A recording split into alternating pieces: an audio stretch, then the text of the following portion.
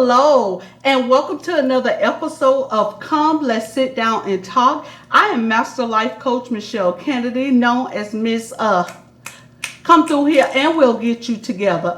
Our guests call me Miss Get You Right. So if you wrong, she gonna get you right. I'll get you right. So today we have Mr. Trey Ford, and he is our guest on the set. It is such a pleasure to have you. Such a mover and a shaker in the city of Jacksonville. How are you today, Trey? I'm well. As you just said, I've been moving and shaking today. So we've got at the time of this recording at least, the Natural Beauty Fest Jax, which is new to Jacksonville, and I think it's going to be a staple here. So I've been running around trying to get my booth set up and delivering things and not remembering things. I need to, Coach, get you right today. You should have called me. I'd hooked you up. You know what I mean? Yes. So, Trey, tell us about you. Tell us where you're from, what you got going on. Yeah. So the backstory, I'm Louisville born, but Florida made. So I moved from Louisville, Kentucky 2 weeks after I was born. Grew up in Miami, then transplanted to Jacksonville in middle school. From here, I went to college at the University of Florida, and I actually studied agricultural operations management. So I always like to tell people that because they're like, don't get the correlation between what I'm doing now, and I'm sitting on that right now. But at the University of Florida, I got into a few marketing companies, ended up starting a magazine out there after I graduated from school there. So I never got straight into agriculture, and it was a construction degree really. So I hadn't gotten into that yet because a lot of my skill set and gifting was in the marketing side of things and selling and bringing people together. And so now I would say most people know me for Black Films Matter, which is a film programming company. And basically all that means is that we put on screenings. Usually a film programmer puts on festivals. We do our screenings one at a time. A festival is like a whole bunch of screenings of a whole bunch of films. And what we do is we try to create dynamic experiences around Black TV and film and create that film festival feel, but just one at a time, like a red carpet feel. And we try to go after movies that either have some type of activism attached to it or a good type of topic like Black love. We screened The Photograph, it was supposed to be the new Love Jones, but I think they missed the mark. Another thing people know me for is Culture Lounge Jax, which I call it an event incubator. It started off as kind of like just a happy hour, and we would do different things like karaoke and things, but we started to get into more enrichment-based type of events where we can get together, and it started at a time period where social unrest was very high because the pandemic and police brutality kind of merged into one space all at the same time, and people were looking for an outlet, and that was last year. And so I think we provided that, and now it's more than an outlet, now it's a platform. And so that's my story, and I'm sticking to it. Hey. Did I cover everything? You did. I didn't know how long I was supposed to be. We having conversations. Okay, so we just go talk and we go just flow. So tell us about what you have coming up, what you have recently done.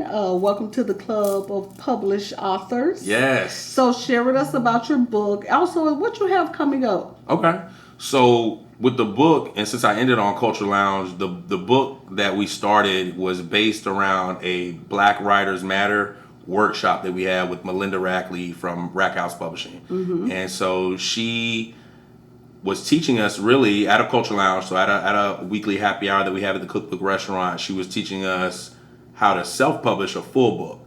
And you know how I am. I knew good and well I wasn't about to write no whole book. You know, I'm trying to just keep it together. This is why we need Coach Get You Together to duplicate herself throughout the entire universe. So, because I don't know how you're going to keep everybody together. But long story short, there were a few people who were ready to take that path. And most of us were not. And so she gave us the opportunity to be in a compilation book where you only had the responsibility to do one chapter. And I said, okay, I can do one chapter and help others get their one chapter done. And so that was in February, and we launched that book on James Weldon Johnson's birthday, June 17th, 2021. And it's called 10 Toes Down, and it's basically stories about, 10 Toes Down, you hear it in songs and things like that, and sometimes it's associated with being a stand-up person for your family or for your spouse. A lot of times in the current hip-hop era, it's about being 10 toes down for maybe another gang member or somebody who's doing what you're doing professionally. And we took that concept of just grittiness, steadfastness, loyalty, and talked about it in our lives in other contexts as well.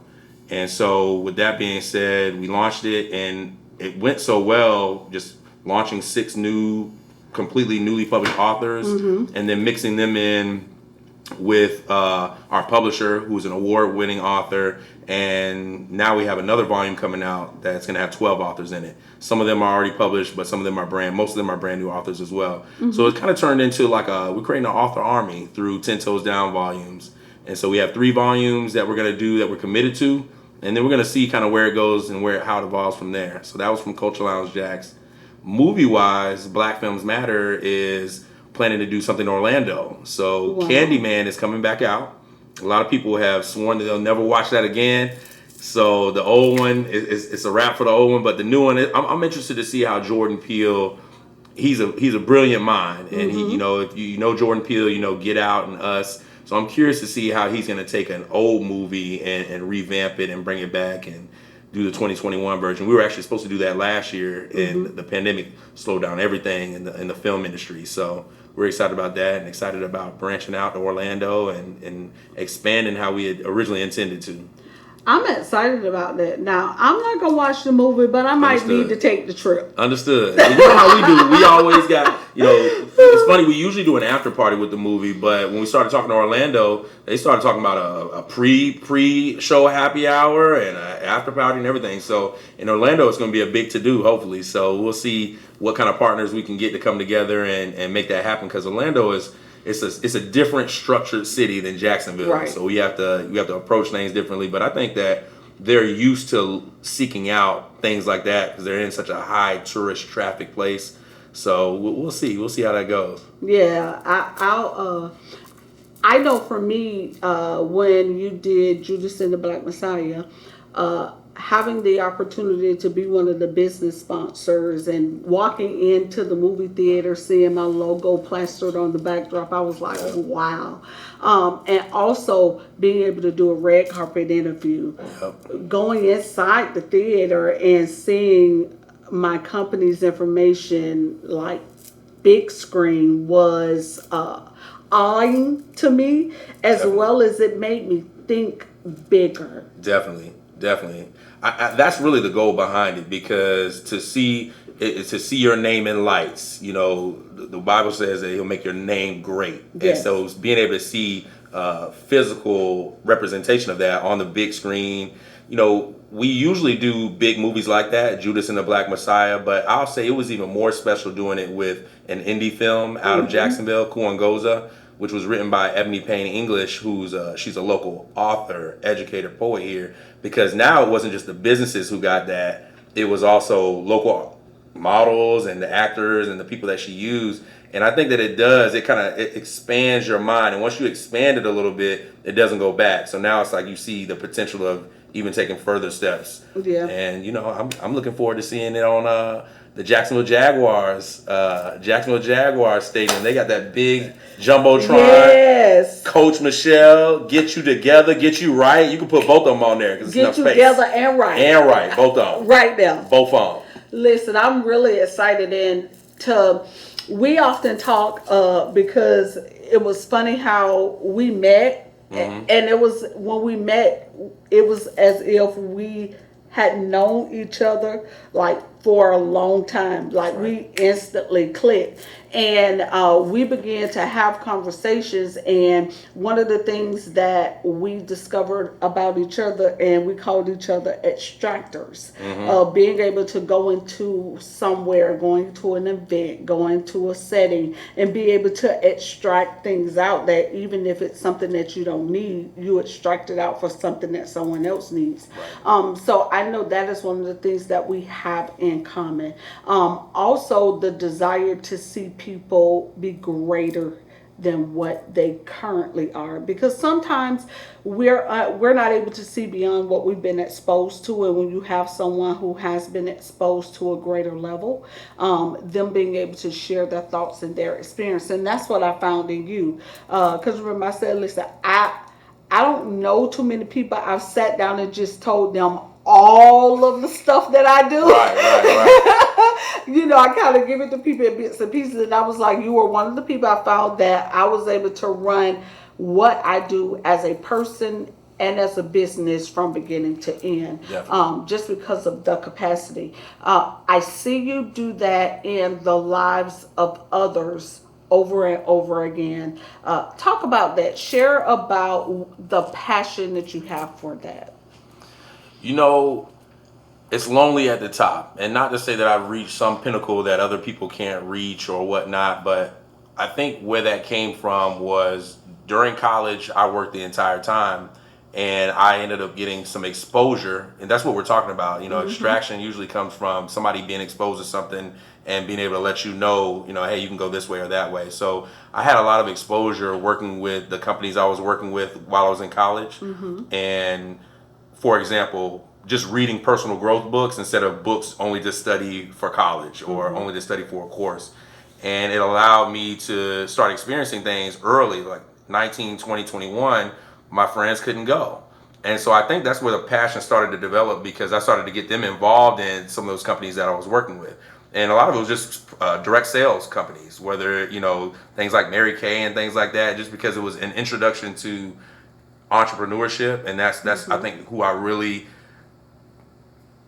try to do that with, because I see so much in people, and I saw it in myself, and maybe had somebody do that for me. So it's just kind of like paying it forward. That's what I was trying to think of, that phrase, paying it forward, what people have done for me. I'm also not a first generation business owner, so I had the benefit of seeing my dad and my grandfathers, both of them in business for themselves, and being able to share. I think my purpose was, to be able to share that with other people who maybe didn't have that same experience, or maybe their lineage and genealogy didn't go that route. And so now we can share information. I'm big on, we met each other through Kwanzaa. And so Ujamaa is I don't remember what specific word we were doing that day that we were supposed to speaking at it might have been Ujamaa, I don't remember, but it might have been Ujamaa. It might have been. We were speaking, but long story short, that was a huge collaborative effort, because there wasn't like a staple Jacksonville Kwanzaa event. Right. And in that setting, though, you were giving good information. The other speakers and panelists were giving information to excel people. And the further we can help everybody else excel in their own gifts and in their own lane, it's just going to be better for everybody. So I think part of it is just for self-preservation alone. I mean, even if it wasn't in my heart, it would benefit me for the other people around me to be doing better, because they can lift me up when I'm not doing well, and vice versa, and we can kind of continue moving forward. Yeah, and that took me back to that clubhouse that we were on with Toya, and she had said, "Miss, get you together, tell us about yourself." And for a long time, I was like, I'm so much older than them. I'm like, I don't even know why they keep bringing me in this room. And then Toya said something that really struck me, and she was like, "You're like that auntie." She's like, "You're like that that auntie that tells you the truth." And she was like, "We need you in our generation, because a lot of us grew up as turnkey kids. We were raised by the television. Parents were working, or parents were missing." And she was like, "We need people like you in our space who's not going to be afraid to tell us the truth." Yeah. So that really opened me up to really start accepting speaking engagements, which is how I ended up being at that engagement. I was like, this is not my crowd. Right. But I'm so glad that like 2 years prior, I went through a just show up to wherever people would ask me. I would just show up, and I was able to make soul connections. And that night was pivotal, because I was able to make sound connections that still are connected, me and you. Right. And then I also laugh because you teaching me how to post the stuff right. Just on Instagram. Hey, you just added the story. If somebody tag you, just add it. And so I'm like, okay, I might be able to do this. Right. And then when we walked in, I was like, I think that's that Trey guy. You was like, "Miss, get you together. Miss, get you right." I was like, I've been saying it long for like at least 6 months. Yeah. I was like, yeah, Miss, get you right. So it does mean a lot to be able to experience things that you normally wouldn't have. That was like my first Kwanzaa event. Like I know about Kwanzaa, but to go to an event that's specific for the different days of Kwanzaa, seeing some of the rituals that they do, seeing some of the being exposed to what it means and how far back it goes for us. That was fun. It really was. And then I was like, I was the only chick on the platform. right. Well, it was Savita's event, so it was Savita. So y'all, I was like, a woman was running it. We had a woman chef. We did, and a woman bartender. I was like, okay, I might can get with y'all this. was getting the work done. I was letting the fellas do some talking. Yes, and so it was a great experience. So with you being an instructor, with you doing a lot of things with promoting, how did the pandemic affect you? Oh, it really is the reason. The chapter in my book, or the chapter that I wrote in the book, is about the 2 months from when DeSantis finally called it to kind of when we opened back up, because Florida had a very abbreviated pandemic guideline quarantine shutdown. So the pandemic was going on, but Florida and some other places weren't participating at the same rate as others. Right. And to answer your question, I didn't handle it well at all in the beginning, because I was already going through some other changes very recently. I moved to Jacksonville in August of 2019. And so as I moved to Jacksonville and was getting acclimated to the city and the personalities in Jacksonville and things like that, and we had a comedy show that we were doing, my partner Aaron Day and I, and he's my partner with Black Films Matter, but which was originally Gainesville Black Wall Street, which was like a marketing and promotions company for Black-owned businesses. And everything was just stalled.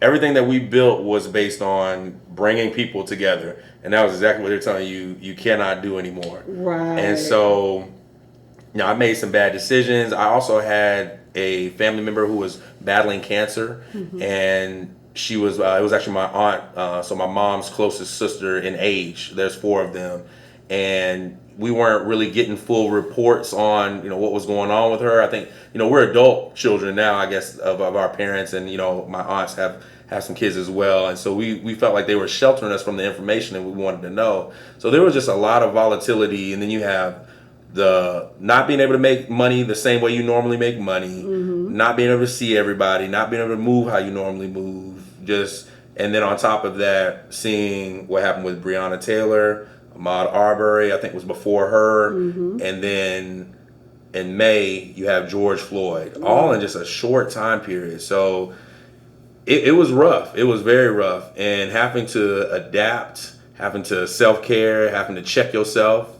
and getting out of character, getting out of pocket, and even reflecting back on and owning up to my stuff, was my challenge during that time period. Knowing, hey, part of the reason you're in this situation is because you weren't prepared. Another part of the situation is you're not responding well to some of these adversities, and you're lashing out and different things like that, which is not something you can do as a promoter and as a public figure. You can't be known as the bad guy, and you can't be, biting people's heads off and, doing different things like that, really is just stuff that I used to do in college. It's kind of like surfacing back up. It's like, oh, you haven't dealt with that yet.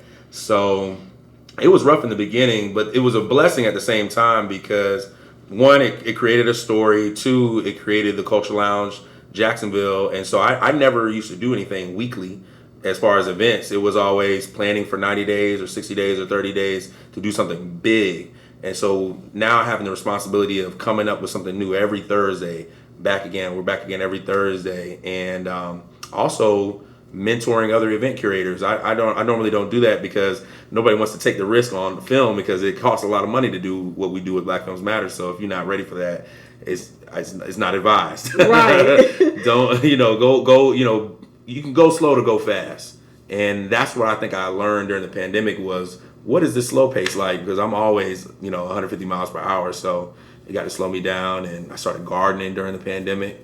So that's very meditative, and you can kind of pick up some principles that you already know, but when you're seeing them in action and your hands on the dirt and you're you have to wait for, the seed time to harvest in real Right. time. That was really, really impactful for me, taking those things and bringing it back into 2021 and bringing it into business and growing and all that good stuff. I know for me, the pandemic, it was a pivot. I remember right when the pandemic was starting, it may have actually been the week before we shut down. The week before it shut down was the Denim and Pearls. So it was just at the moment that we was like, boom, we out running. I had a meeting with my support staff, and I planned my calendar 2 years in advance. It was a practice I took on as an event planner, so I plan my stuff, so when I'm planning other people's stuff, my stuff is already in motion. Right. And it was like, yes, we doing our fallback session, and like the next day or two, it was like, shoo. I was like, whoa, so what does this look like? And I remember I did a live because I heard the Lord speak so clearly and said, fix your focus. And I did a live and I entitled it, Fix Your Focus. And that was the moment that I began to look at things differently. And for a focus is to intentionally not look at something so that you can intentionally look at something. So in the process of me figuring out, okay, so what do I need to do to fix my focus, it began to open up to me and things began to just fall in place. Like it was like, oh, what just happened? Oh my God. I got to do something right now because things were moving so fast. And I mean, when I said expounded, I was like, okay. Right. With my life coaching certification, I'm such a hands-on person. So I was like, yeah, I can't see this being a virtual process. The pivot was, you need to figure out how to make this a virtual process. And in doing so now I have coaches I've certified all over the country. That was the pivot. Yeah. Because making that pivot opened up not just what I was doing, but it opened up the prospect of you can do it everywhere all at the same time. That's right. The pivot, it's funny you say that too, because we actually had something planned for, I want to say it was the third weekend of March. So DeSantis called it March 13th, which actually so happens to be the same day that happened with Breonna Taylor. And the movie that we had an event planned, and it was supposed to be a Madam C.J. Walker brunch and panel situation for women entrepreneurs, and because Madam C.J. Walker is like the epitome, Right. and so they had this limited Netflix series that was coming out, and we were doing like a brunch and panel, and we had everything planned out. We had the venue, and we had to pivot into a virtual. And my biggest challenge with the virtual was trying to monetize tickets when the experience is completely different. So we ended up doing a virtual mimosa party, and the gift in that was that we were able to meet Alelia Bundles, who is the autobiographer of Madam C.J. Walker and the adoptive great-great-granddaughter. And it gave us access for later, which now we're using. But it was hard to see that right there on the spot because I was focusing on the wrong thing, which was the money. I was like, how are we going to get this money? And, the children are never begging for bread. So I wasn't like fully acknowledging what I already knew. And there's this metaphor that I've heard somebody use, and it's basically the difference between a floodlight and a laser. They have about the same amount of energy, but a floodlight is spread all the way out, so all I can do is kind of shine some light on everything that's around it. Right. But a laser can cut through metal, and that laser focus is what's going to allow you to really push forward. And you know what I mean, when you're not focused, when you're looking to the left and the right, Yes. it's when you have accidents in the car. There's so many different metaphors and analogies on that, just that focus. Yeah. So Trey, tell us where we can get the book. Show us the book. Absolutely. So 10 Toes Down book is available on Amazon, but we would prefer you get it from one of the authors, and you can find out all about all the authors, their Instagrams on 10 Toes Down book on Instagram. That's at 10 Toes Down book, spelled all the way out. and there's a lot of transparency in this. So, we overcome by the word of other people's testimony. So definitely dig in here and get your answers. Take the meat and leave the bones. But great stories around all the authors. I think I might get on volume 3. Get on volume 3. It comes out Black History Month, February. I might get on February volume 3. 2022. And thank you again for coming and watching another episode. If you enjoyed this episode, it doesn't have to stop here. Meet me over at my Facebook page at 6:30. Trey will be on with us. You'll be able to talk. You'll be able to ask questions. Trey, it's really been a pleasure. Absolutely. Thank you. Awesome. Thank you again for coming. I am Master Life Coach Michelle Kennedy, Miss Get You Together. And as Trey say, Miss Get You Right. Get you right. Sign it off. Have a good night. With Embrace You, I found a career. At Embrace You, I found a family. At Embrace You, I found me. Are you the strong friend who's always giving advice? Are you the one always mentoring and coaching? Have you thought about being a certified life coach? Because here at Embrace You, we have room for you in our family. I am Embrace You. I am Embrace You. I am Embrace You. And you can be Embrace You.